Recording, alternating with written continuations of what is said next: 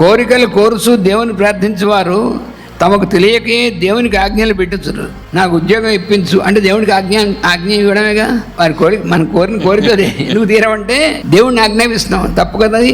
మొదట అపచారం చేసాం మనం. ఏమిటి అపచారం? భగవంతుడిని ఆజ్ఞాపించడం. నువ్వు ఉండి నాకు సార్జ్యం చేయవో అని అర్జునుడు అనలేదు, తనంతట తను వాలంటరీగా చేశాడు. ఎందుకంటే వాడు ఆశ్రితుని రక్షించడం అనేటువంటి ధర్మం. కోరికలు కోరుచు దేవుని ప్రార్థించేవారు తమ తెలియకే దేవుని ఆజ్ఞ పెట్టు కనుక వారి కోరికలు తీరు. అట్లుగాక భక్తితో దాసులైన వారికి దేవుడు దాస్యము చేయను.